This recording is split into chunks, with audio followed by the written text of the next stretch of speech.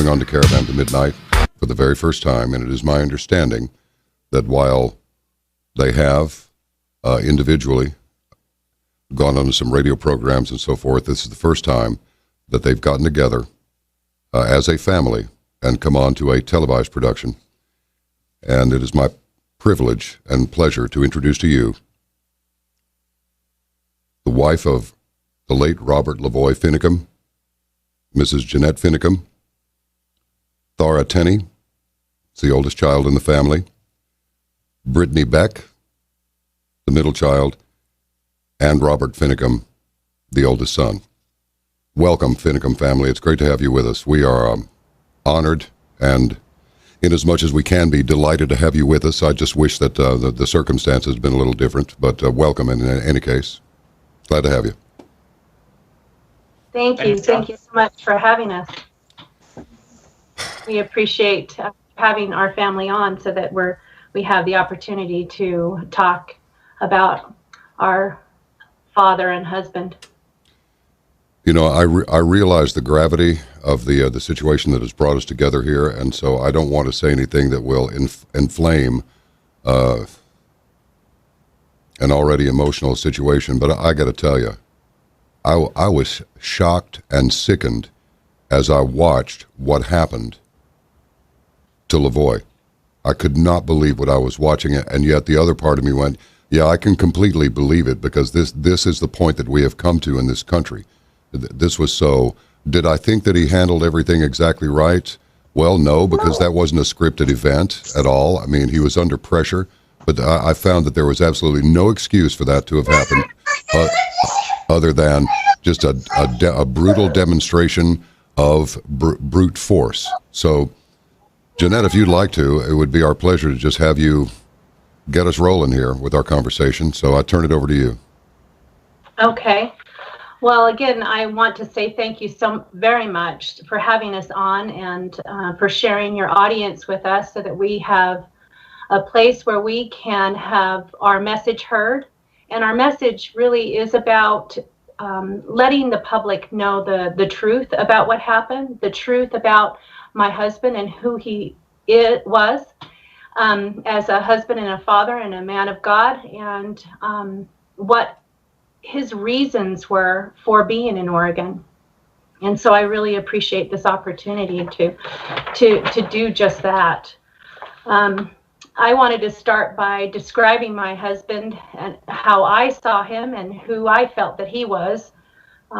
He was a man who was very disciplined. He was a man of character, of principle. He had integrity. He had an enormous amount of strength. He was a man who was consistent, and again, he was disciplined, and he was so in every area of his life. And he began this discipline and structure early on in his life. He was one that read daily from the scriptures, so he developed a spirituality. He developed a relationship with his God. He was a man who exercised every day, and so that was another way he was consistent. So he kept his body in good shape. He was a man who studied and looked to great men for answers to questions, and read from many, many books. And I have a stack of books in which he was currently reading from. And some of them were, of course, he carried the pocket Constitution everywhere he went. He was reading from the scriptures, the Holy Bible, and from our Book of Mormon. But he also was reading books like Samuel Adams, Stand Up for Freedom by Ezra Taft Benson, the American Constitution. He read from Mark Levin, Liberty and Tyranny, A Witness and a Warning, again from President Benson, Bonhoeffer, or David Barton's Original Intent. These are just a few. These are the ones that he was in currently. However, he read feverishly all the time. He's always had his face in a book, and that began many years ago, but in the venue of searching out more answers to the state in which our country, what he was realizing our country was in, he started to read more political books and to try to understand the direction in which our country had taken. Did you get a sense of why did this become such a focus of his interest? Well, he just started to realize that the Constitution was being violated in every way, and that our rights were disappearing, our liberties were gone. And this was about 8 years ago, he started to realize that, and that's when he really started to pick up many different types of books to try to really understand about the Constitution and to really know what it meant and what it was saying, and so that he could speak from a place of knowledge. And unfortunately, I did not put in that daily diligence that he did, and so I have a lot of catch-up work to do. You know, my husband was the one that went out and spoke and shared and taught because he had those talents, and our family is determined to move forward with his mission in teaching about the Constitution, about liberty, about freedom, the freedoms lost, and what we as individuals can do to stand up and take that mantle and move forward and help teaching and awakening Americans to the awful state in which we're in, so that they too, in their own spheres, can pick up the torch and move forward in bringing back our liberties. We can do this. And when I say that, when we say fight for our liberties, we don't necessarily mean picking up a gun and fighting in that sense. We all have different talents and we all have different abilities, and our freedoms can be fought for in different ways. And I believe that our family's mission is to fight to educate the general public in reference to the Constitution, understanding it, and in other areas in which I believe that we can discuss. Yeah. I believe that, it was John Adams who said in the Constitution, there's a quote from him. It says, "Our Constitution was made only for a moral and religious people. It is wholly inadequate to the government of any other." And our dad was a walking testament of this. He not only was competent, but he was virtuous. You have to have both. You have to have competence and you have to have virtue to perpetuate freedom. And this is the legacy that our dad lived. I want to comment on that virtue. My husband had not only public and political virtue, but he also had personal virtue. And I believe we all have to have all three. We have to be personally virtuous and in the public and in the politics of today. We need to have that virtue and that understanding of that. You know, I am so indignant against so much of the stuff that this government is pulling that I'm very vocal about this, almost to the point of sounding pretty radical. It just makes me angry when I see this sort of thing. It's sort of like I saw this guy shaking a child one time. He outweighed me by 150 pounds, but I told him something bad was going to happen if he didn't stop shaking his son like that. I asked him, "What's the matter with you? Are you trying to break his neck? Calm down, or something really bad is going to happen right here." Of course, it would have to have been the power of the Lord Himself that would have enabled me to do anything. But that's how I feel. That's just the beginning. That when I see all of this stuff that's going on, from the undeclared wars to the racial division to the leaning on ranchers like the Finicums and like the Hammonds and like the Bundys, it just makes me nuts. And then when you look back there and see who's behind it, guys like Filthy Harry Reid and others, my words, not yours. I just think to myself, really, the rats have taken over the ship, and you got the people. We should be kicking the rats off the ship, but as it is, the rats have taken over the ship, and the people are going to the lifeboats trying to get off of it. But unfortunately, there's nothing but ocean out there. We have to remain on the ship. We're not going to make it if we leave the ship. So, Robert, are you Robert Jr., sir? Yeah. Family calls me Tell, but yeah, I'm Robert. so LaVoy's son. Yeah. Well, I just wonder if Junior was your suffix. You could have been a second or a third. I didn't know. I didn't want to call it wrong, you know? No. I mean, it is the third. Robert's kind of a family name, but it's also kind of a family tradition to not go by Robert. So. Okay, gotcha. Because too many people say what at the same time, right? That's right. Were you all as the son and now you have other brothers, right? Yes. Okay. So did the sons and daughters of Robert Sr. and Jeanette, were you schooled in constitutionalism, all along? Was your dad always talking about this stuff? I think that it was always important, but not so passionate about it as it was in the last 5 to 8 years. And then it became more of his mission. And I wouldn't say that it was mostly Dad's mission. And we listened, we agreed with so many things, but we didn't really carry that flag in the same way that he did. Understood. So let me ask you this. Now, anybody can jump in with anything, add, embellish, amplify, whatever you wish. And I repeat, you are completely at liberty. If you got something to say, now's the time and place to say it. And so why don't we just go here? What took him to Oregon? Why did he go there? Can I jump in on this one? Yeah.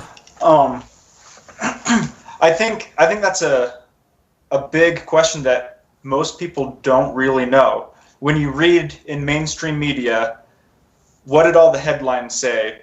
It said militants take over national refuge or something along those lines, and that they were tagged as anti-federal government.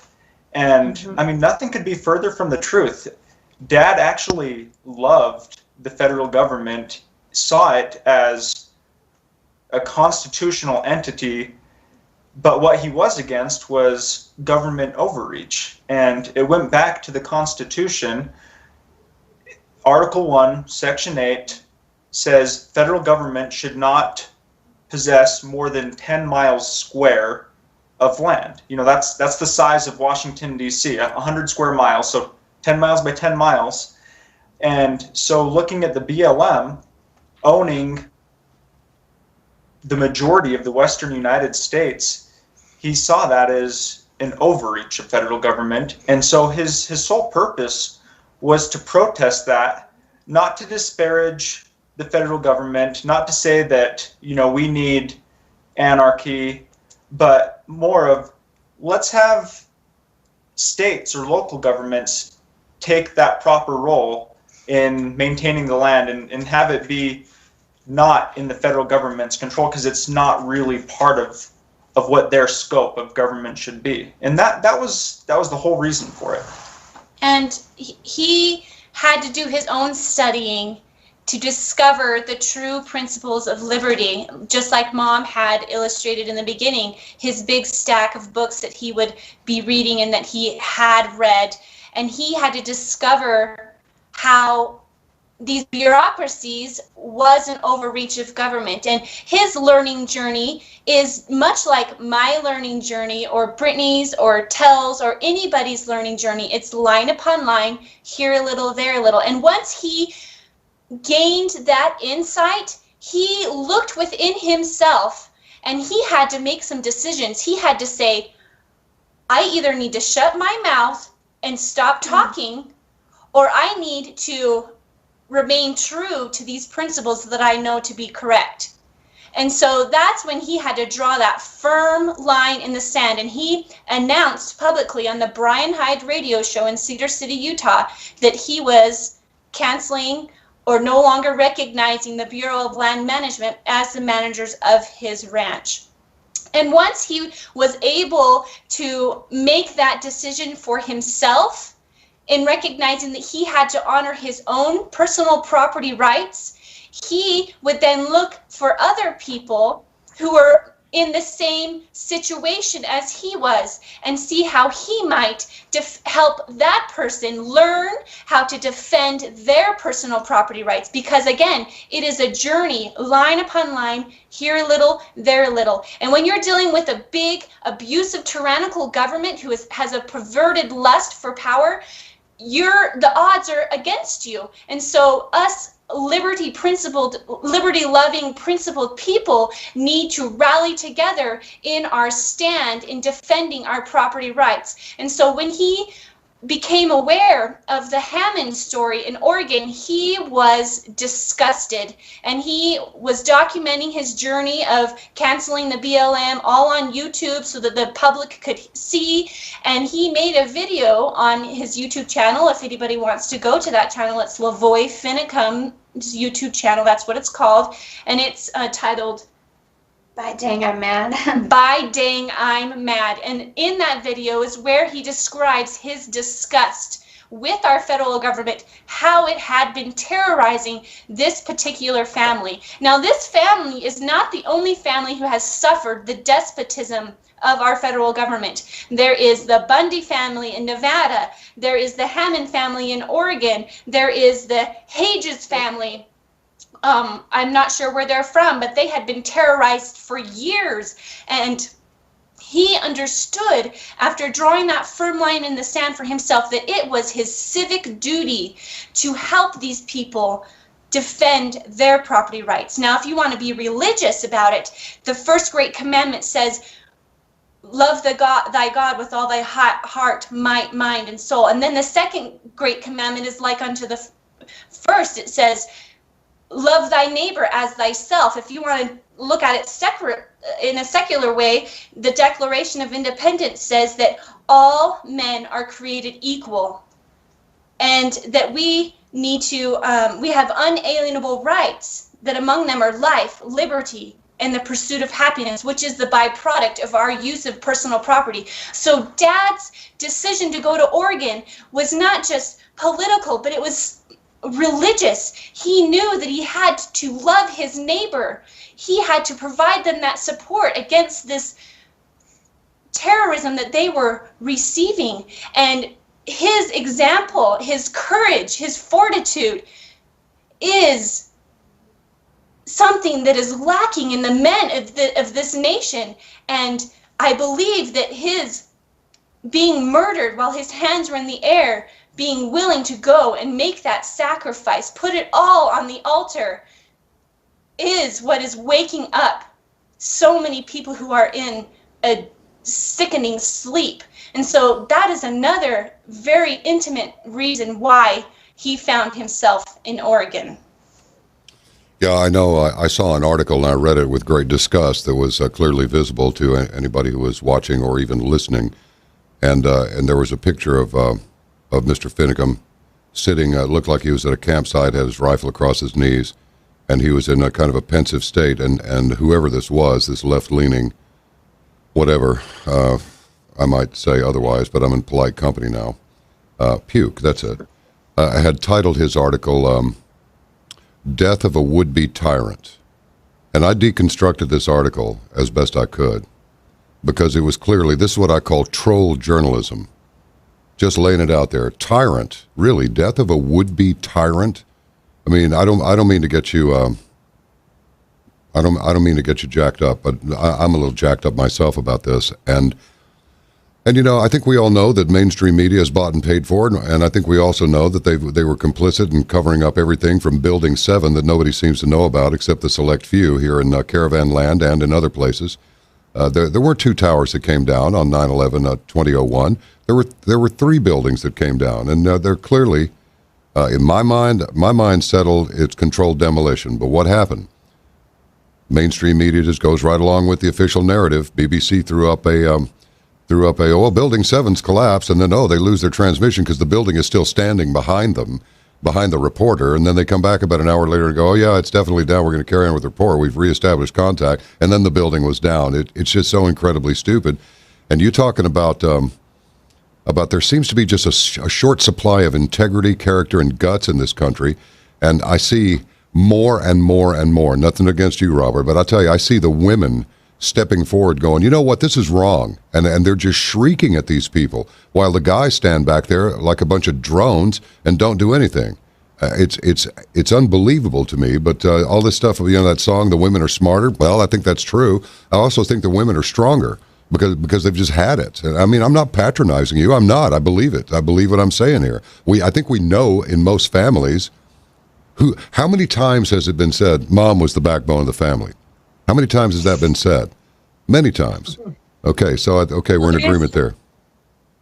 There is a saying that behind every great man, there is a woman. And my husband does always make the joke. He says, I may be the head of the house, but my wife is the neck. Yes, the neck. That's good. Let me ask you this. This might hurt your heart a little bit, but and I don't mean to do that, but I do want to ask this question. Did you get the sense that Robert Sr. knew he wasn't going to come back from this thing? That's a very intimate question. I know it. And I believe that Dad, because of who he was, prayed that God would use him in a way that would be for most good, for God's purposes. Whatever that looked like, Dad was willing to accept that. He was laying it all on the altar, whatever that meant or whatever that looked like. Yeah. I just wanted to say, when LaVoy went up there, he went up there to help the Hammonds. Yeah. And he clearly had intentions of returning home. He was only going to be gone for a day. However, when approached to stay, he chose to do so.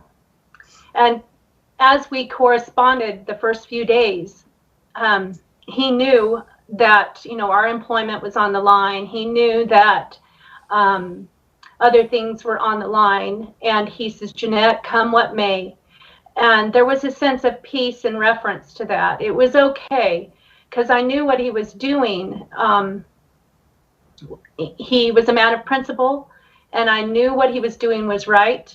And I knew that he was not the man that people were characterizing him to be. He was not a terrorist. He was not a militia member or leader. He was not a person who was going to go around pointing guns at people or shooting someone. He was not crazy.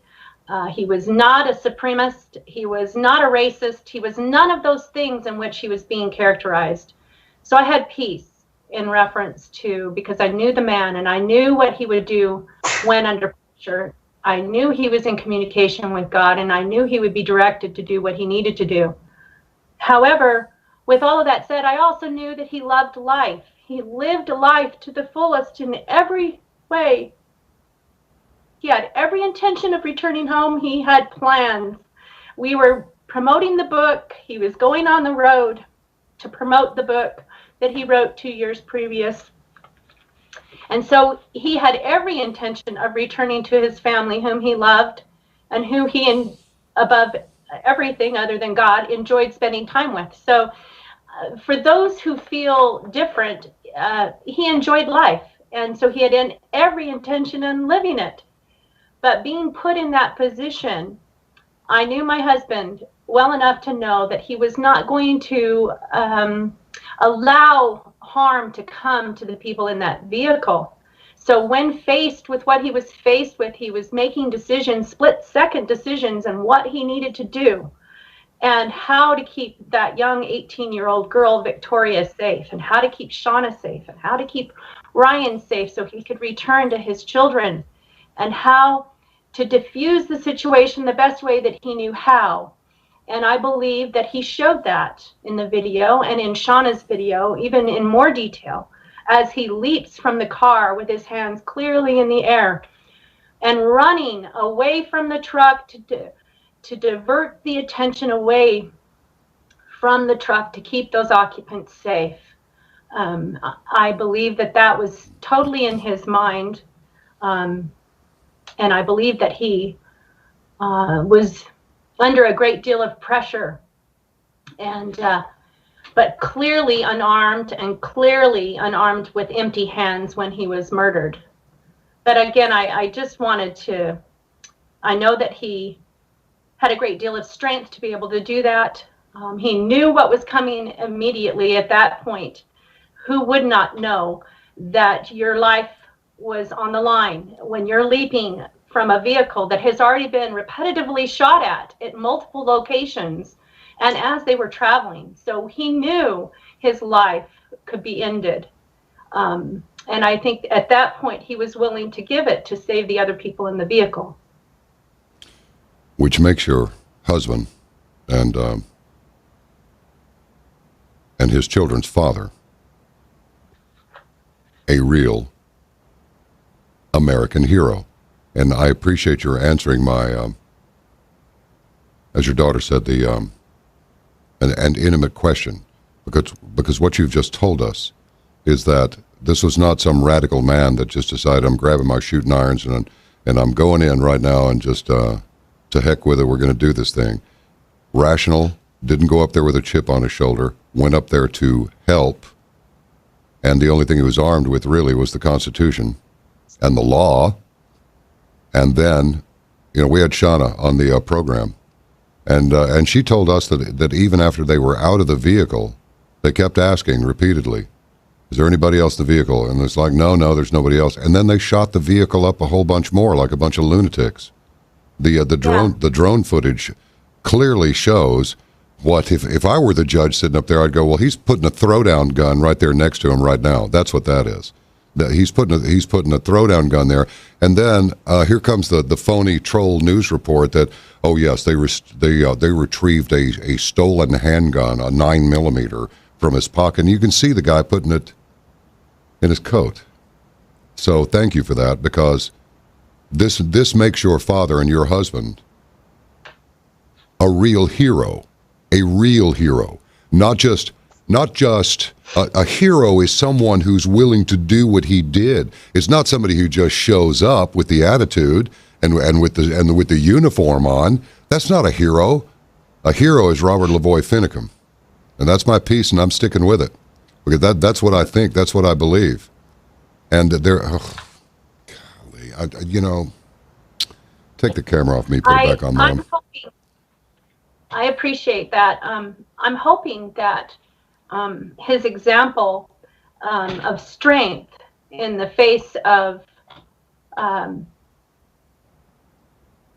chaos will help to inspire others to stand. And I know that will take a lot, because as people have witnessed, it could cost you everything, including your life.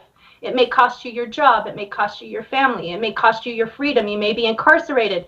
But if we do not, as Tara was alluding to, if the men and women of this country don't start standing and be willing to lose all that materialistic things, your home, your money, your property, if you're not willing to lay it all on the line like our founding fathers did, then we may not come out of this, because they are hoping and counting on the fact that we're frightened little children that are going to run back to security, and that we will shut up and sit down when we see a man murdered, as we have, when we see men and women incarcerated and placed in solitary confinement and treated like animals. Worse. Are we going to just shut up and sit down and do nothing for these people?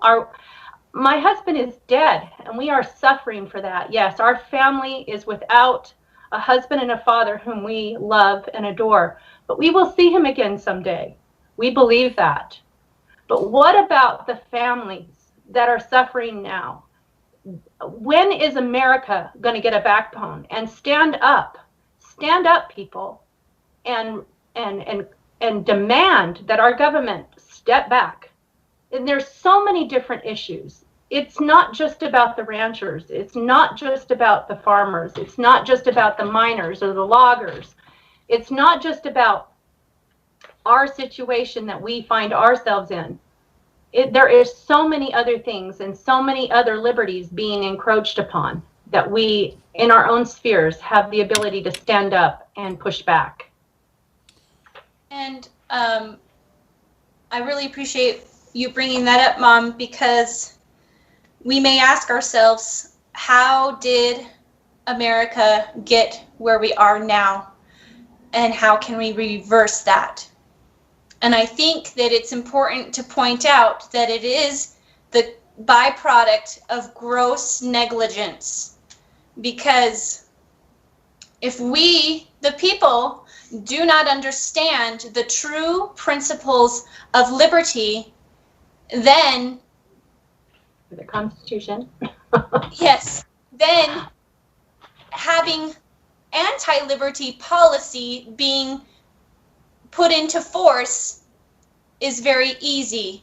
And that is exactly what has happened. We have had anti-liberty policy passed, and now we are living in tyranny as slaves, taxation without representation.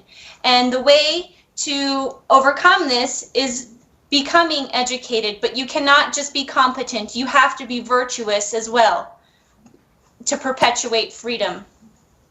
You know, the negligence is definitely there. So, yeah, they don't understand. It's not about the people who are actually out there doing the hardest work that there is, raising the food, whether it's meat or whether it's grain or hopefully non-GMO grains.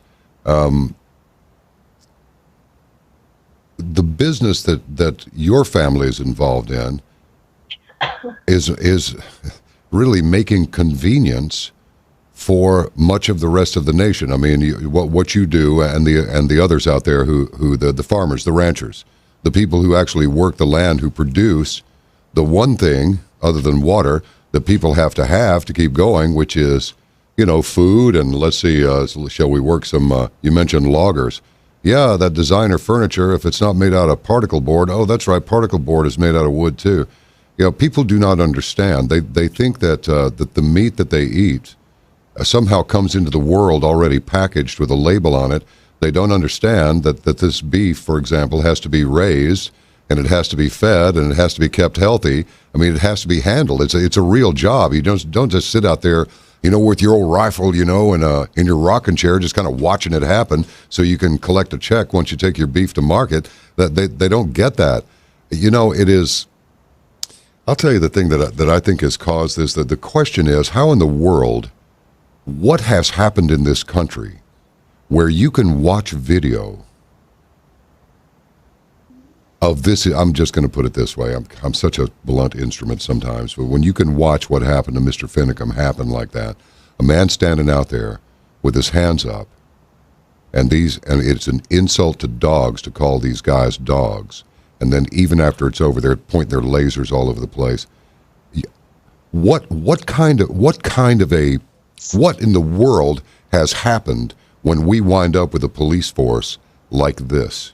What is the deal? And keep in mind, there are a lot of cops watching this, and they are, and state troopers and everybody else, and they are just as sick over what happened here as we are. Of course, we're not direct family, you know, but I mean, but and I know you're sicker, but Lord knows I know that. But yeah, go ahead. You're going to say something. I just wanted to say something real quick before my kids chime in. I hope that there's a lot of police that are sickened by this. I have heard from a few that are and have written me personally with their thoughts on this matter. But I have also witnessed and read commentation by other police officers and some who were actually present commenting about how they are safe now and that they can return home to their families and that no harm came to them and that it was their crew was great and everything was fine and let's go have a beer to celebrate. How disgusted I was to hear that conversation and I'm sorry, not to hear it, but to read that conversation online between different members of that squad. I was disgusted. I thought to myself, that was a man. He had a life and he had a family. He was just like you, alive once before you murdered him. And then to go and have the gall to say that you were in any danger whatsoever. Well, they're cowards. You were in no danger whatsoever from anybody that was up at the refuge. And secondly, to go celebrate the death of someone by having a beer is totally disgusting. And to watch the video, to watch them kick his hat, to watch how they treated him and didn't treat him or provide any medical assistance or to care whatsoever whether he was still alive laying in that snow. I have been disgusted by some of the actions that I have seen and read.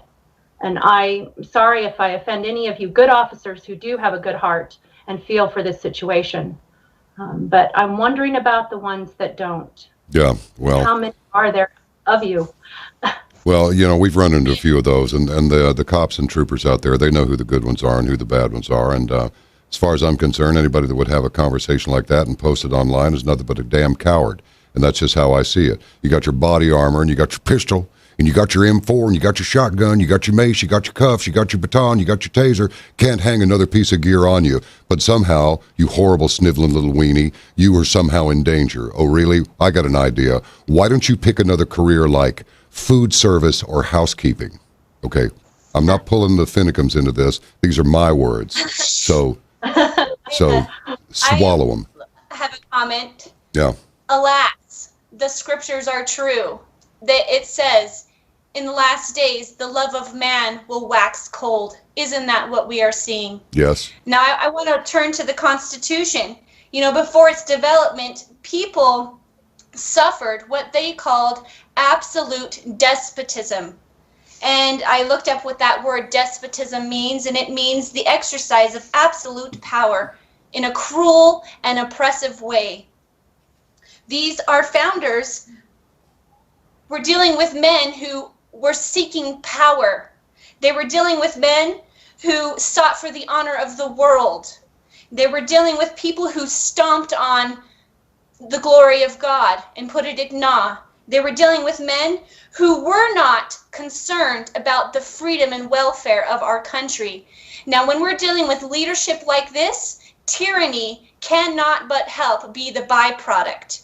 And that is exactly where we are right now, America, because we have, it is our civic duty, it is our sacred responsibility to study out these people that we vote into office and to not tolerate somebody who will have any type of conduct that is contrary to the principles that are found in our Constitution of the United States. The founders, in organizing the content or the language, were very vigilant that no future leadership could change the way that this document was intended to be. I'll read Amendment 9. It says, the enumeration in the Constitution of certain rights shall not be construed to deny or disparage others retained by the people. Now, they did not say it can or it will or it might. It said it shall not.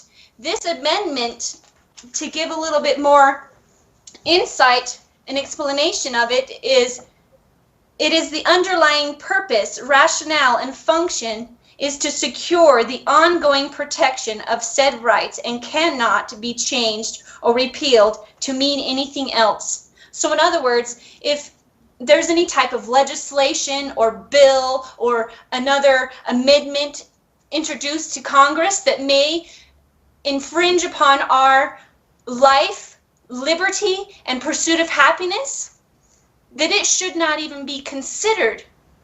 And the reason why we are in the mess that we are in is because we have people in office who do not understand the true principles of liberty, and they are going against the 9th Amendment by construing and changing the language of this document, Constitution Conventions, the con.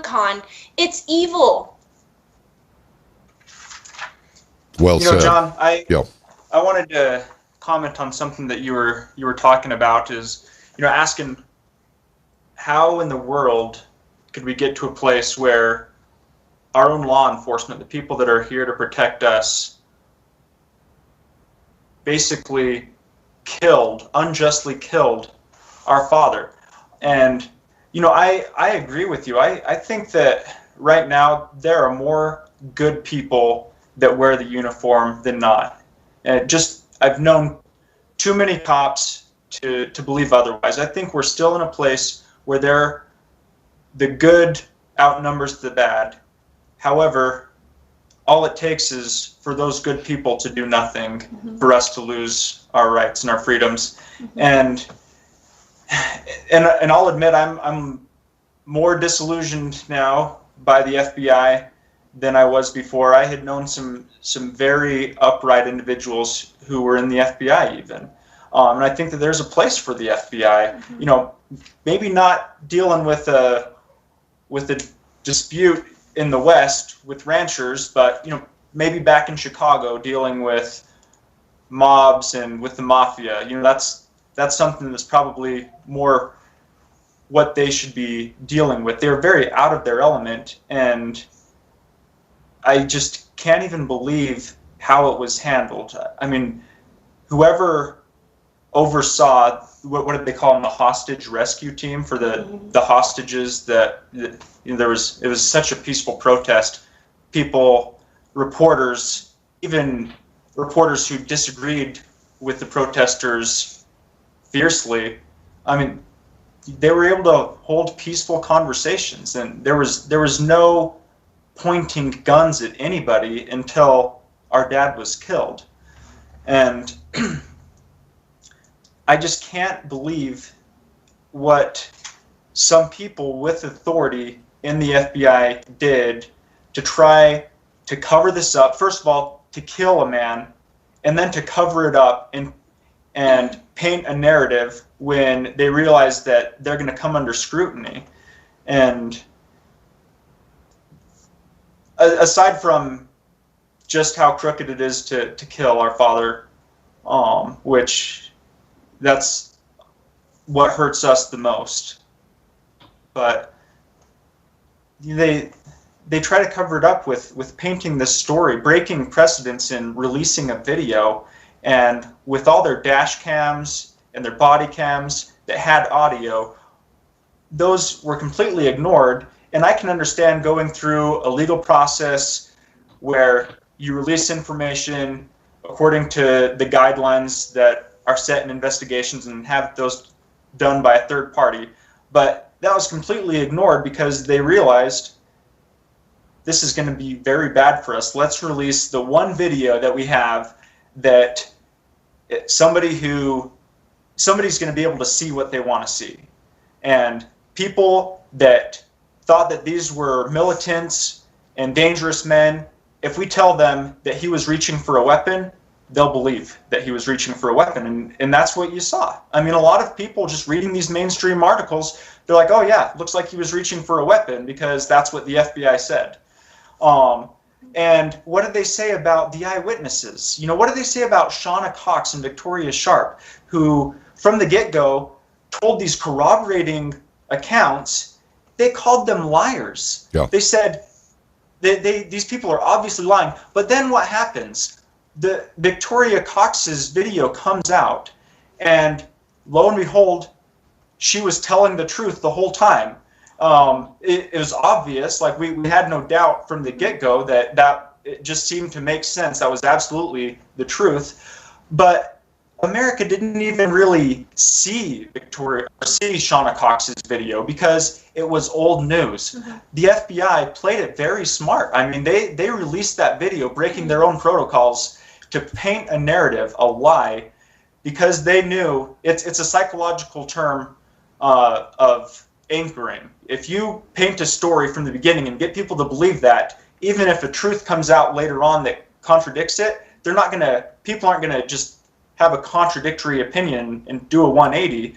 They're just gonna sway maybe a little bit from that original truth and say, oh, maybe it wasn't quite as justified as is how the FBI said, but it was still mostly justified. And that's what the FBI wanted. But had Shauna Cox's video come out first, I think America would have woken up from the get-go. But, you know, that's what happens. We weren't able to control the narrative. The FBI was able to. Because and I'd like to say that... I'm sorry. We don't have a free press any longer. Our press is controlled. And look at Pete Santilli. He was there on site trying to continue to bring the news to the American public. And where is he right now? Where is he? He is in jail. When has that ever happened in America? Why are we not clamoring about this? We are losing our rights to free speech, our right to peacefully protest, our right to carry a weapon peacefully. We are losing our free press. When are we going to stand up, people? When the totalitarian initiative is quashed. What Tell was saying, Franklin D. Roosevelt, he is the only president, if I can remember correctly from my studies, that served 4 terms. It was after his service that they passed the amendment that a president can only serve 2 terms. Now, Franklin D. Roosevelt said, nothing happens by accident. If it happens, you bet it was planned. And Tell illustrated that beautifully in his explanation.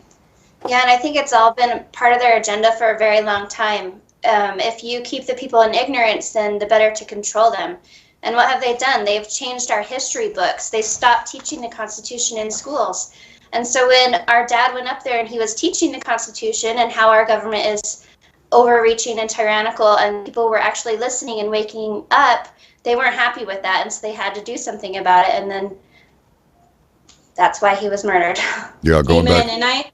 And I say now, I boldly say, how many more lives need to be destroyed before America wakes out of the delusion that they're in? How many more of our unalienable rights have to be stripped away from us, of our life, our liberty, and our right to control and use our personal property? How many more lives have to be destroyed before people start waking up and doing the things that they need to do to preserve liberty, not just for themselves, because it's pretty much gone for ourselves, but for our children and our grandchildren? I want to read something about what our dad was doing there, because the Bureau of Land Management is, what it truly is systemized plundering, okay? Mm-hmm. And the way that we as a people stop systemized plundering is we have to unite, and we have to do it collectively. And that's what our dad was doing. That's what the Bundys were doing. They were being courageous enough to say, I will no longer perpetuate this systemized plunder. And then when other people who were victims of this systemized plunder would watch them from a distance, and then they would go and learn from them, and then they would gain courage, and then people were starting to draw that firm line in the sand too, saying, I will not perpetuate this systemized plundering. You know, the day that Adrian Sewell signed off the BLM there, that signing ceremony, in Utah, we had 9 other ranchers also signing off the BLM. Now, the federal government, these bureaucracies could not see this come to pass, because if they did, they knew that it would ignite an awakening among the people who are being victims to this. And so in Governor Kate Brown's words, she said, we have to squash this. We have to stop it. This type of conduct is intolerable. It was Senator Ron Wyden who said, we've got to stop this virus before it spreads. Now, those types of statements from our leaders is very foretelling of where their loyalties lie. It is not to freedom or the health of our country. It is to feed self-ego and to get praise from the world and to gain monetarily those are the type of people that we need not have in our leadership positions. Also, I wanted to say, power is a very evil thing when misused, and all of those leaders care more about the continued power that they hold than they did about the individual or their citizens that were in harm. The Hammonds were the reason that they went up there, was to help the Hammonds because they had been unjustly imprisoned for a second time. And those leaders were more concerned about the virus spreading and stopping it immediately than they were concerned about a couple of men serving their last days out in prison. They didn't care about justice. They cared about retaining the power that they had already amassed. And I wanted to bring up something I saw on Facebook yesterday in reference to the BLM selling land in the state of Nevada. I find that, I have not read the article, I've read the headline. So I find that headline to be very curious. Since when does the BLM own land in Nevada to sell it? Where do they get the right to sell that land? That land belongs to the state of Nevada and to the citizens of Nevada. And when the state decides what they want to do with the land, then that's what they should do with the land. And that should be discussed with the people of the state of Nevada. Well, the better question is who gets the money? Who gets the money? Pardon? Who gets the money? Who gets the money? That'd be very interesting to know who gets the money after the BLM had the right to sell it. They shouldn't even have the right to sell it. It's not theirs to sell. And that was another issue that my husband was focusing on. States' rights all across the United States, from the east to the Midwest, all of them received their lands back. Each individual state received their lands back. But when it got to the West Coast, the federal government held on to these lands, and now they're turning them into monuments and places, parks, all these different places, the refuge. The land was never given back. Constitution. It does go directly against the Constitution. Because they're only allowed to have the 10 miles squared, and then they buy other land if they need it from the state to use in arsons and ports and forts and other things to help in the defense of our country. And those are the only two pieces of land that they are allowed to own, is the 10 miles square that was granted to them, and then these others that are Fence. Yep.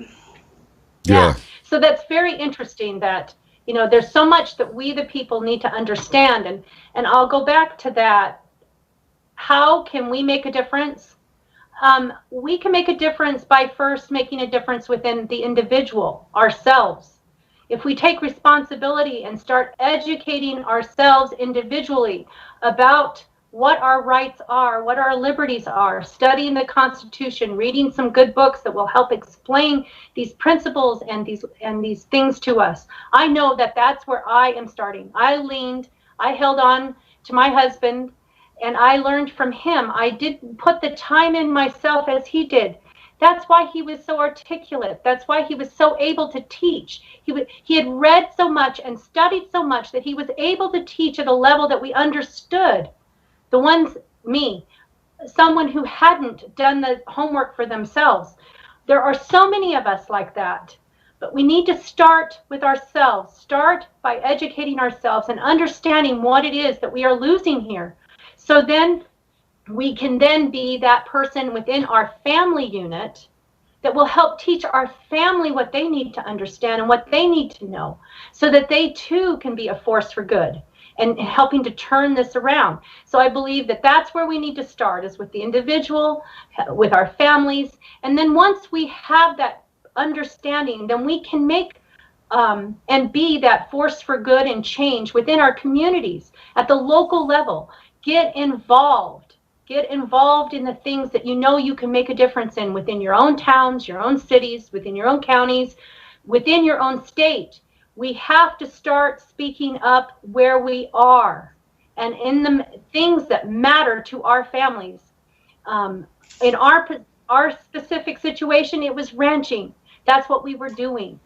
And so that's where our stand began. But we are not going to stop there. We're going to continue until we help bring understanding to many people. And hopefully many people will start standing with us.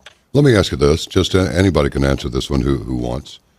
Do you think that, first of all, I doubt very seriously if any mainstream media agencies or agents of mainstream media have contacted you for any interviews whatsoever to like kind of hear your side of the story? Would that be a big no? That would be a big no. Okay. Well, here's my question. Do you think that perhaps raising awareness among the citizens, everything from the triple meltdown in Japan with the whole Fukushima incident, to the aerosol spraying, to the GMOs, to things that have happened to the Hammonds and the Bundys and now yourselves, do you think that maybe it's going the other way? It seems almost as though the more information that is put out there that says, hey, look, something really kind of like not right is going on. In fact, some stuff that's very wrong is going on. The more information that we put out about these things, it seems like the more the general public withdraws. Do you get that sense or not? Because I would love to be wrong on this one. I believe that depending on the personality of the individual will determine how they respond to horrific truths. You know, my dad said once when I was talking and counseling with him how I had shared with a certain somebody a certain something that was not pleasant to hear, but it was reality of what was going on, how that individual had responded. And I was expressing to my dad my frustration and my disappointment in how this person had responded to me because I expected something different. And he began to say to me, he said, daughter, you're beginning to recognize where that person is and where their character is. You're beginning to recognize how you're hitting a hot button for that person, and they're not in a position, or they're not refined enough as an individual to be able to address that horrificness up front. Instead, it's just easier for them to remain in their delusion of prosperity and all is well is in Zion. Because I'll tell you, it takes a courageous person who is founded in true principles and a love for God that helps to keep them motivated to keep pressing forward in what can feel like a sinking ship. Now, this love for God, this is something that I'm gaining a new understanding and a new testimony in, because after my father was horrifically murdered and put on all the TV screens for everybody to see and to critique and demonize him, I just felt like my world was crashing down on me, and I was not motivated anymore to press forward in trying to wake up people who are asleep and are so cruel. But then somebody who has great wisdom said to me, we are to be a light. We are not to put our light under a bushel. We are to shine and to show these correct principles so that their blood will not be on our coat. If we have this wisdom, if we have this truth, it is our sacred responsibility to be a light unto the world, even if they choose, for whatever reason, to not hear what we have to say. And I don't know if that answers your question. I think it does. I think it does. I understand that, I saw a report yesterday that, maybe the day before, that Ammon Bundy, Ryan, to the best of my knowledge, has still got a bullet in him. And I'm hearing reports that Ammon is like being starved and tortured and tormented in the lockup where he is. I believe Brian is the one that's still in solitary confinement. Yeah. Solitary confinement. Enemies of the state. Unbelievable. Your dad was on his way to talk with another sheriff in another county Can you give us a few details on that? Because all we have to, I'd rather hear it from you if you know, because anything else is going to be third party and, you know, subject to, you know, a little bit of, well, okay, maybe this is straight and maybe it isn't. But where was he headed when they intercepted him? One thing from the police report that we got, and I want to touch on that just a little bit later, but interviewing some of the officers involved in this report, one officer said, we wanted to stop them from reaching John Day because there were too many, like-minded people. That there was too much support there, so they felt it was important to stop them before they got there. And I just thought that was interesting. Even from the officers, they said that's what they knew. It was part of their mission to make sure they didn't get to John Day. And another thing in the police report, thanks for bringing that up, Tel, is in our reading through that, they had to move the blockade to make sure that it was in Harney County, because Harney County is with the United Nations. And my brother Mitch said, well, what the heck does the United Nations have to do with this context? And that just impresses upon the mind that this is not a conspiracy theory, but a conspiracy fact. The United Nations, I heard, what I had heard was that the vehicle was intercepted in a spot that was on federal land, but you heard United Nations?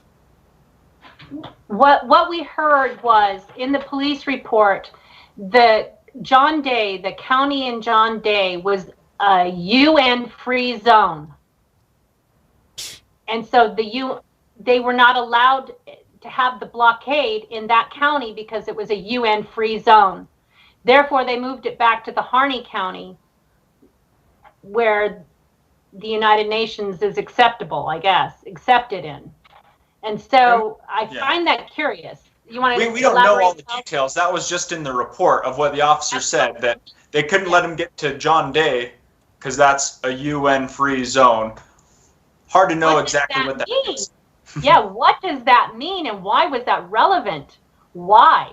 And I know that they went to John Day because they were invited to speak. They had over 350 to 400 people waiting for them to get there because these people wanted to hear the message about the Constitution and their liberties, the same message that they were teaching the ranchers who were coming in the night, in the dark of night, to visit with them because they were afraid for their lives. They were afraid to be recognized. They were afraid that they would have repercussions, that more things would happen to them if they were seen at the refuge, learning about how they could stand up for themselves. So it had gone to another county, and they were worried. The officials were worried about it reaching other counties and the virus spreading. But anyways, they had been invited to go speak about the Constitution and about their liberties and their rights as ranchers and farmers in John Day County. The sheriff had been notified. I understand that the sheriff had said it was okay for them to come to their county. I have been told by Shauna and others that they were asked to be dearmed before they came, and that they did dearm themselves before they went from their person. And that's because they didn't want them coming into the meeting with guns on their person. And so I know that my husband gave his last interview to John Capel with ABC News.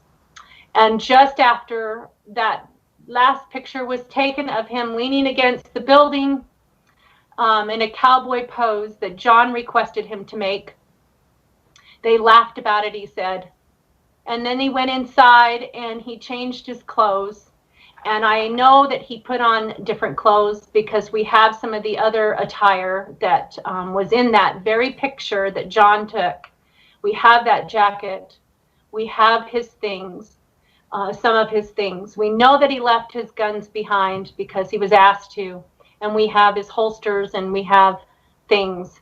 So we're not sure how it all played out in the end or how those guns got there.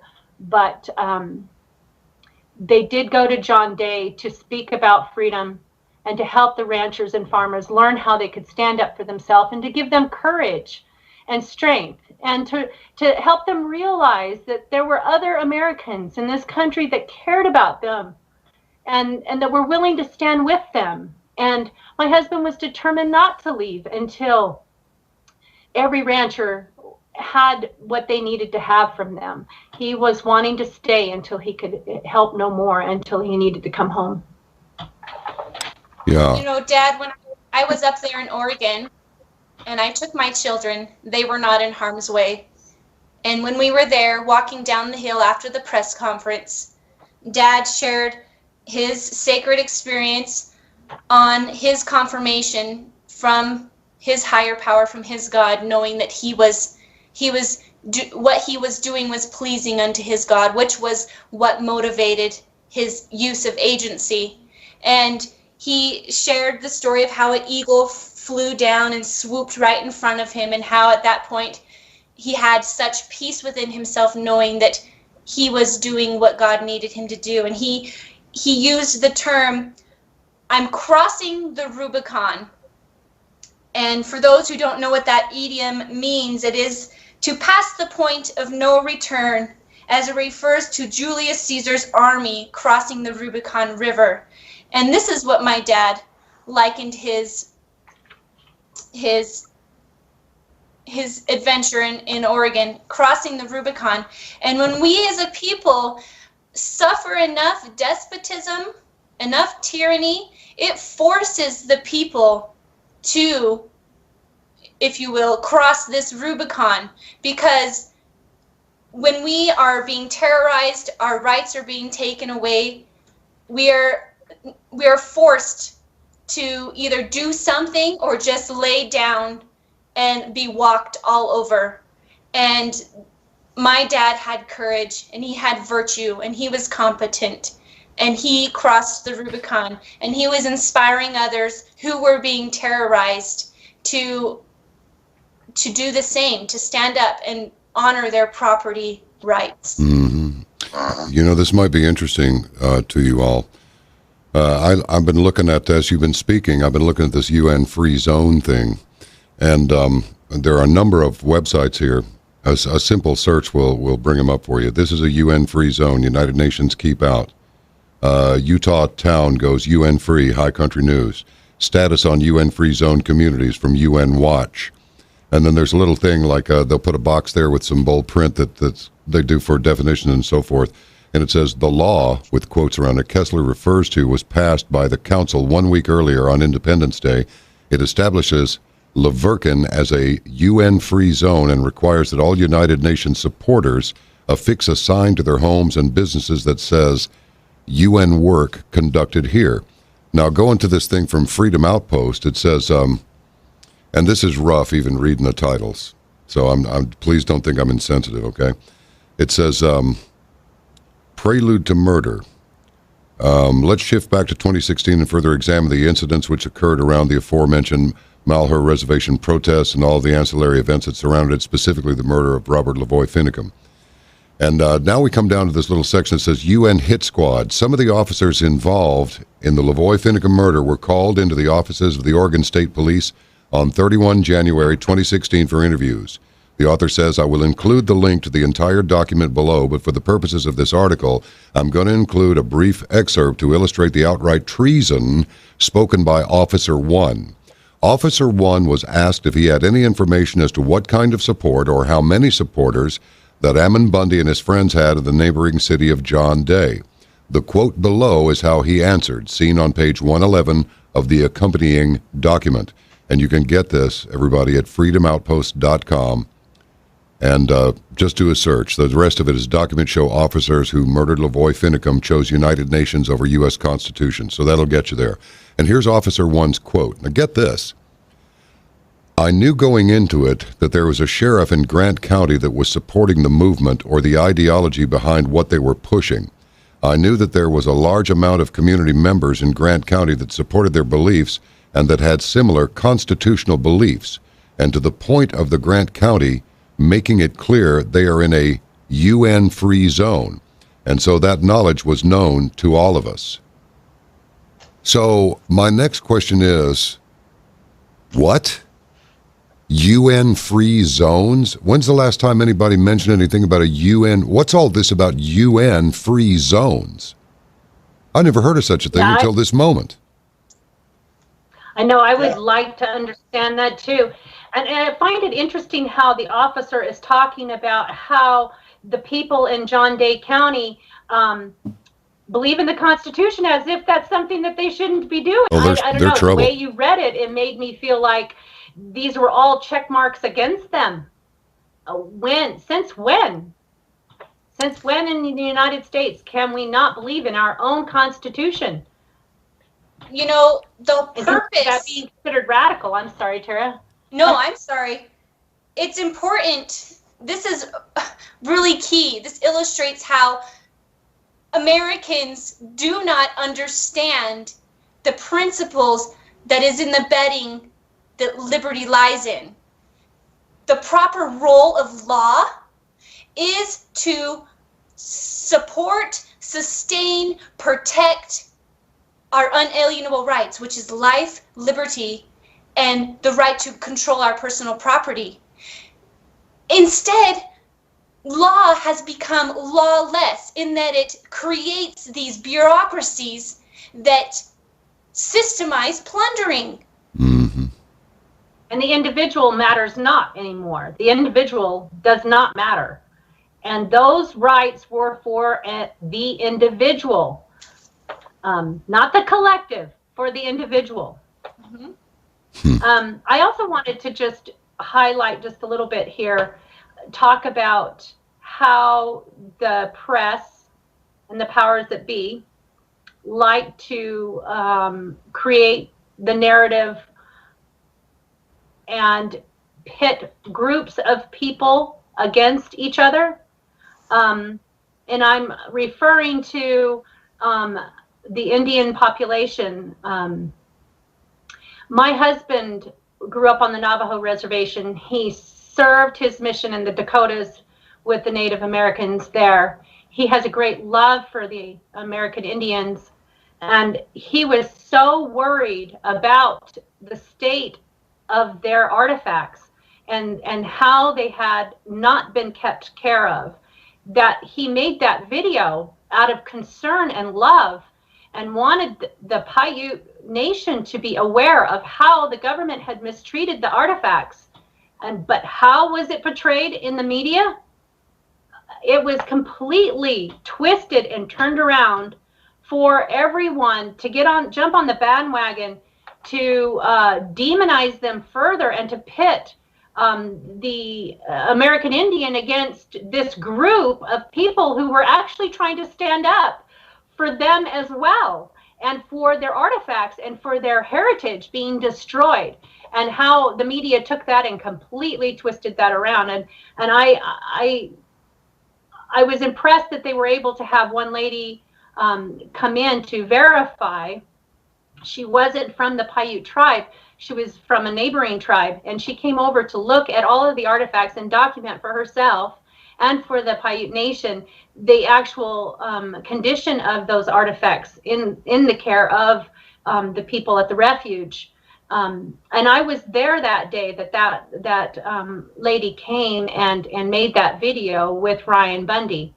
And I'm just fascinated by how they're able to twist every story to their benefit and to continue pitting one group against another, whether it be the Indian nation against the people that were holding the refuge, or if it's white against black, or Hispanic against black, or this group against that group. We are a nation of individuals that come from different backgrounds.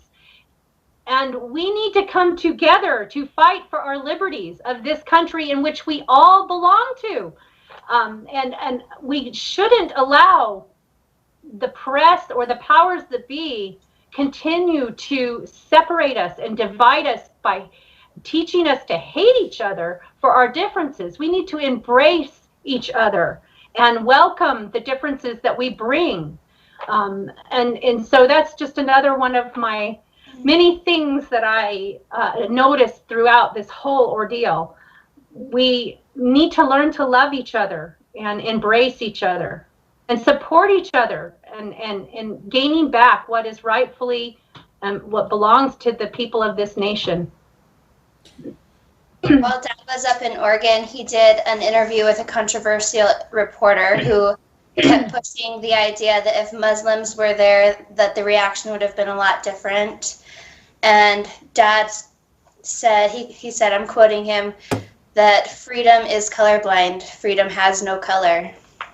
And that we should all join together and stand together as a nation. Well, as I said before, he is in fact a hero. I feel for you. I really do. How can we help? Do you need help? What can we do for you? Well, I do want to clarify some rumors, because that happens when you're in the news. Oh yeah. We need the people to understand that our dad was not a militia member. He was not a member of Oath Keepers. He was not a member of PPEN or 3%ers. He was not a militiaman. He also never served in the military. He was simply a God-fearing, virtuous, competent Arizona rancher, father and husband. So those are two rumors that seem to be consistent, and the people need to hear it from the horse's mouth. And we also want to invite everybody to, if you do not have your pocket constitution, you need to get one. The famous quote from Toy Story, if you don't have a partner, get one. I think it's Woody that says that. Get one. We have them available on our website. One Cowboy, stand for freedom. It's singular, not plural. One Cowboy, stand for freedom. They're $1 on our website. Totally affordable. You probably can get them elsewhere as well. You need to read this. You need to understand the principles of liberty like the back of your hand. You need to understand the principles of liberty so that you can communicate it in simple language. We also invite everybody to reach out to our political prisoners. Write them letters. Donate to their funds if you can. Participate in fundraising for them. Reach out to your representatives, especially if they're from your state. Because if one of the Bundys who are incarcerated in solitary confinement is from your state and you're calling your representative, I'm pretty sure that's going to put some fire under their seat. Because these men do not deserve to be tortured and put in solitary confinement. They're being denied so many of their constitutional rights. It disgusts me. So they are innocent. They're innocent until proven guilty. They need to be treated as such. Amen. Sorry. No, amen. And we also want you to visit our website, One Cowboy, Stand for Freedom.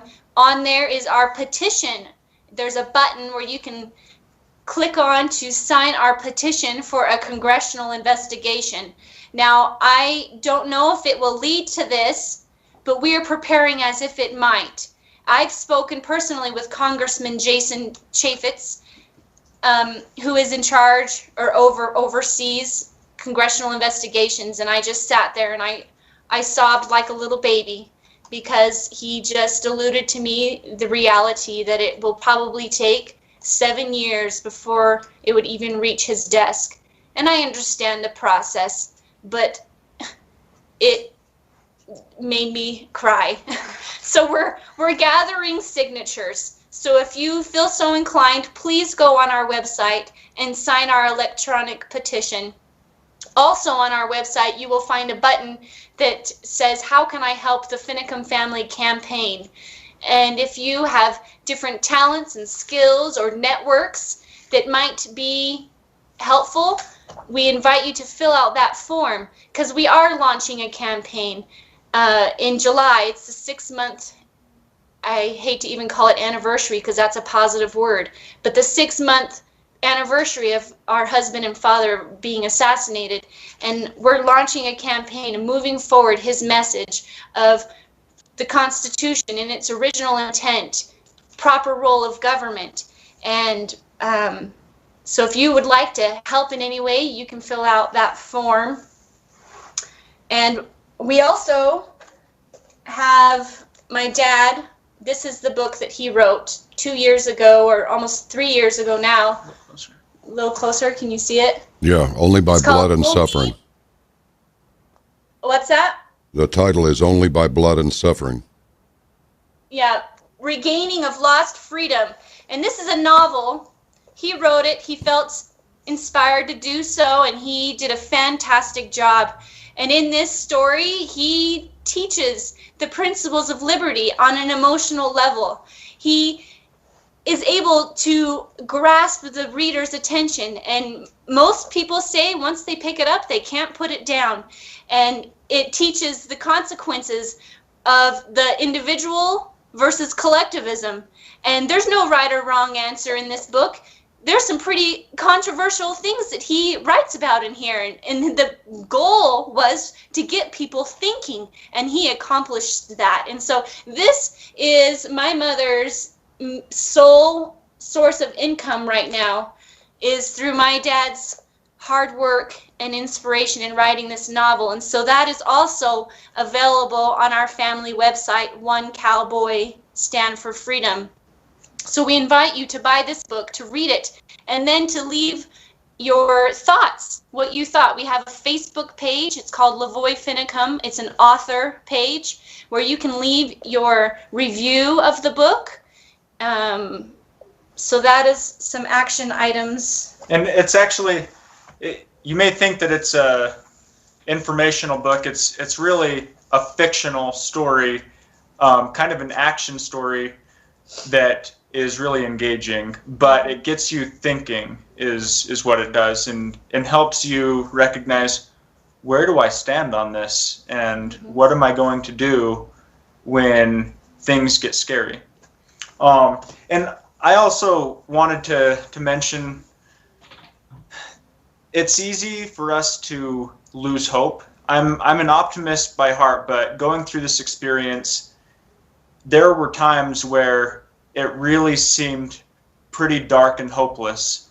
But I know that there are so many good people in this country, and I have actually had hundreds of people personally reach out to me with warmth and compassion and with support.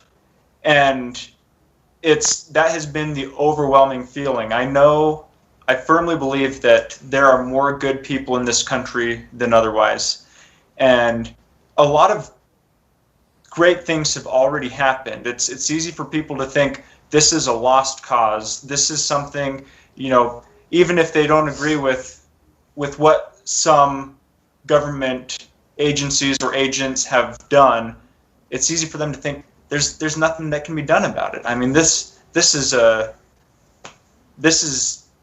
a Goliath that's a little bit too big for little David. But it's not the case. I mean, already the fact that Shauna Cox's video was released to us, I was thinking that there is no way that was going to be released. That the fact that they really did have a third-party investigation do some things right, apparently, and helping us get that truth out really exceeded my expectations. And I think that there's still a lot of hope in the future. So I just don't want, with all of this depressing, hopeless stuff that we see because of this experience, to think that that's our only trajectory. There's really a lot of good things that have happened and that can continue to happen.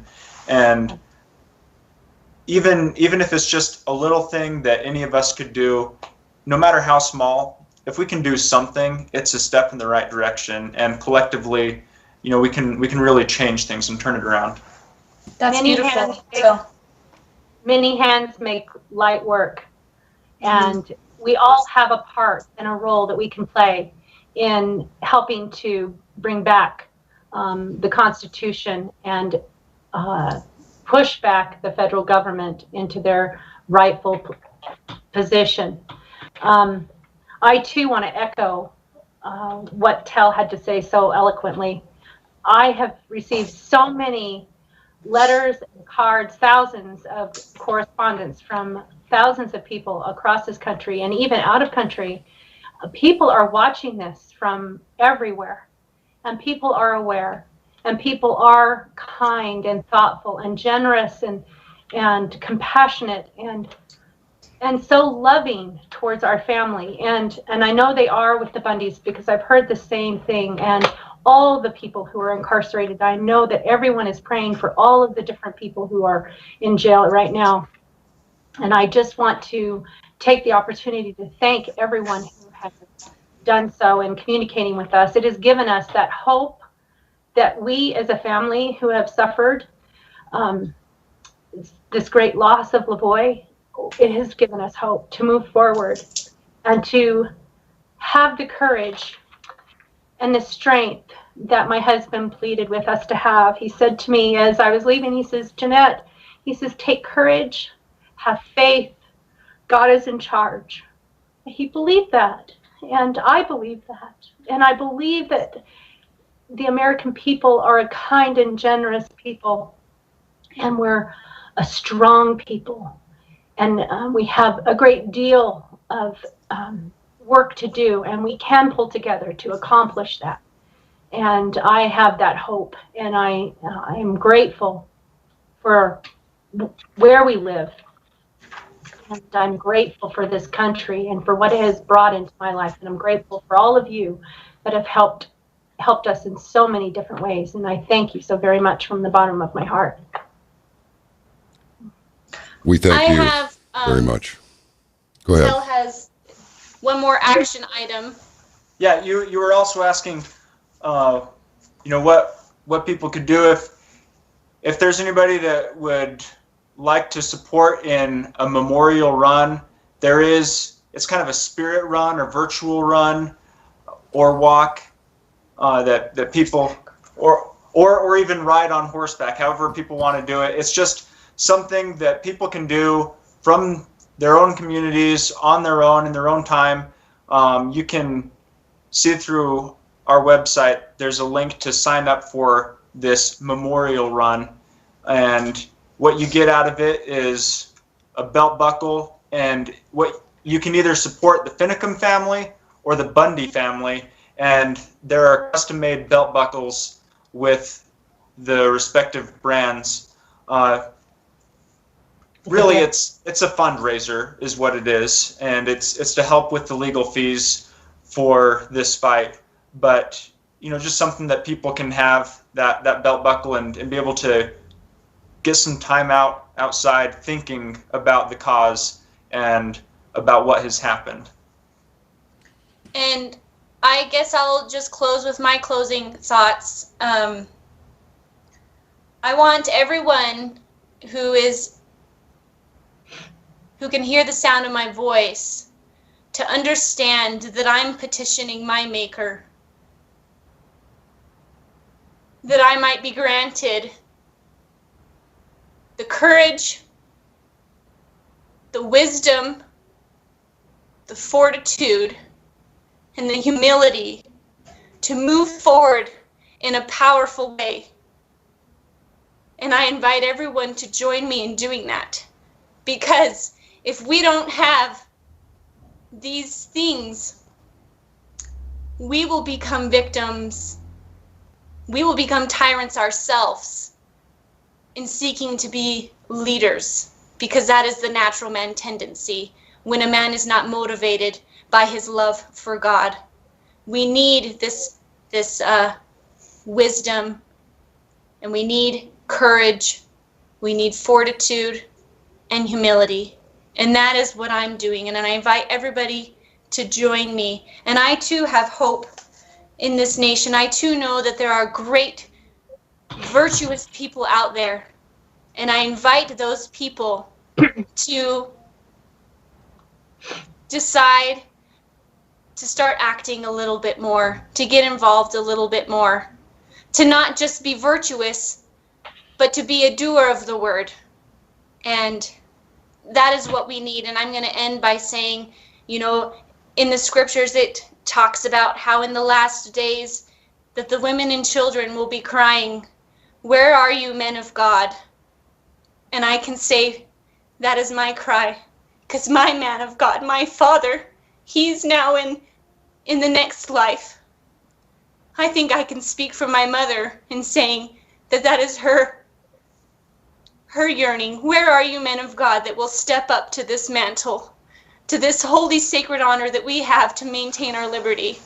I think that I can assume that this is Ammon's wife and their children's cry, and Brian's wife and children's cry, and I could go on with all of these wrongfully incarcerated prisoners.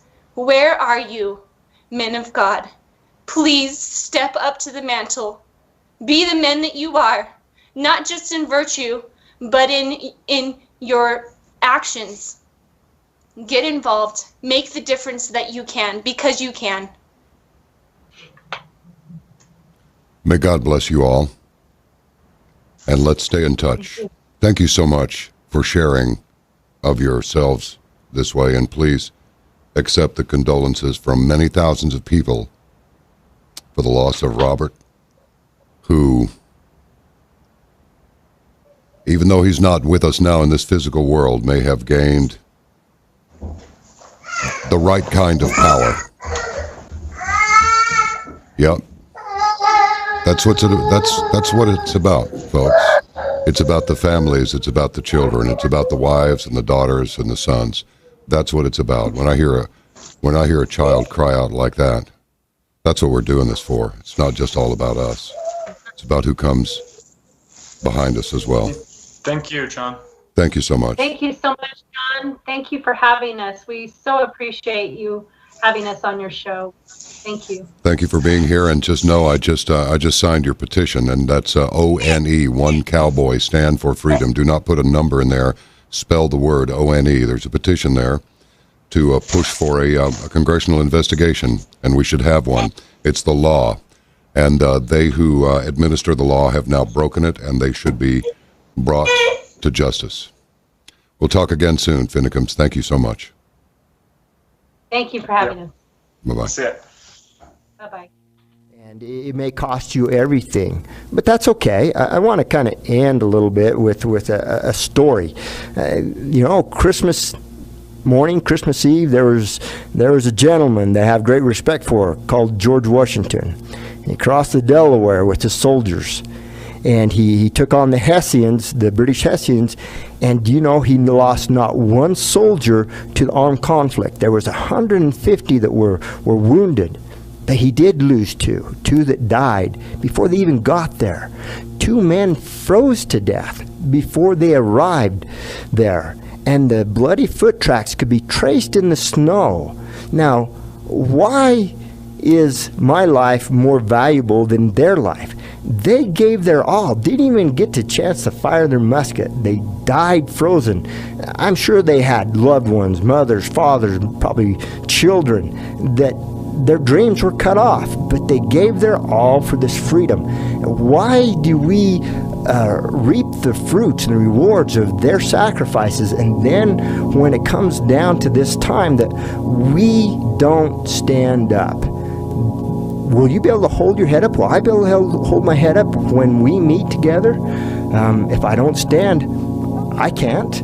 They gave everything, and so many people have given everything. It's time to stand. I want anybody that hears this, please pull your courage to the sticking point. Strengthen your resolve. Stiffen your back. Let's stand. It may cost you your life. That's okay. Just like I said to that cowboy, we all die. You know, die for something good. Let your children, your posterity know where you stood, where you stand. Don't disappoint your ancestors. This is the day, the time.